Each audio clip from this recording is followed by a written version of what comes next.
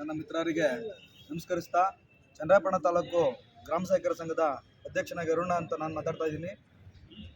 ನಾವು 45 ವರ್ಷಗಳಿಂದ ಕಂದಾಯ ಇಲಾಖೆಯಲ್ಲಿ ಗ್ರಾಮ ಸಹಕಾರ ಹುದ್ದೆಯನ್ನು ಮಾಡ್ತಾ ಇದ್ದೇವೆ. ನಮ್ಮನ್ನು ಮೊದಲು ಸರ್ಕಾರ ಅಧಿಕೃತವಾಗಿ ನಮ್ಮನ್ನು ಪರಿಗಣಿಸಬೇಕು ಮತ್ತು ಸೇವಾ ಭದ್ರತೆ ಒದಗಿಸ್ಕೊಡ್ಬೇಕು. ಹಾಗಾಗಿ ಗ್ರಾಮ ಸಹಕಾರನ್ನು ಡಿ ದರ್ಜೆ ನೌಕರರೆಂದು ಪರಿಗಣಿಸಿಕೊಡ್ಬೇಕು.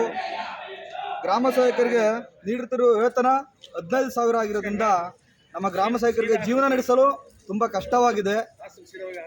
15,000 ಸಂಬಳ ನೀಡ್ತಾರೆ ಅಂದರೆ ಕಷ್ಟವಾಗಿದೆ. ಜೀವನ ಸಾಗಿಸಲಾಗ್ತಿಲ್ಲ, ಮಕ್ಕಳಿಗೆ ವಿದ್ಯಾಭ್ಯಾಸ ಕೊಡ್ಸೋಕ್ಕಾಗ್ತಿಲ್ಲ, ತಂದೆ ತಾಯಿಯ ಪೋಷಣೆ ಮಾಡೋಕ್ಕಾಗ್ತಿಲ್ಲ.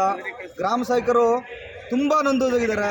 ಹಳ್ಳಿಗೆ, ತಾಲೂಕು ಕಚೇರಿಗೆ, DC ಕಚೇರಿಗಳಿಗೆ, AC ಕಚೇರಿಗಳಿಗೆ ಕೆಲಸ ಮಾಡಲು ಹೋಗಿ ಅವ್ರು ಕೂಡ 15,000 ನಮ್ಮ ಬಸ್ ಚಾರ್ಜ್ಗಳಿಗೂ ಸಾಕ್ತಾ ಇಲ್ಲ.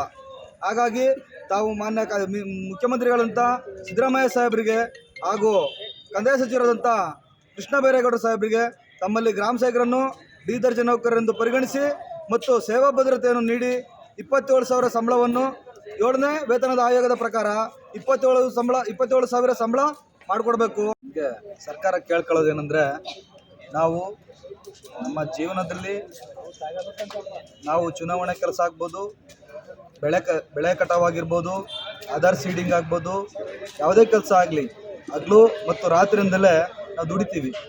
ನಮ್ಗೆ ಯಾಕೆ ಈಗ ಜೀವ ವಿಮೆ ಇಲ್ಲ, ಒಂದು ESI ಇಲ್ಲ, PF ಇಲ್ಲ, ಯಾವುದಿಲ್ಲ. ಮಧ್ಯದಲ್ಲಿ ಎಲ್ಲರೂ ಅನಾಹುತ ಆದರೆ ಗ್ರಾಮ ಸಹಾಯಕರಿಗೆ ನಿಲುವು ಅನ್ನೋದಿಲ್ಲ.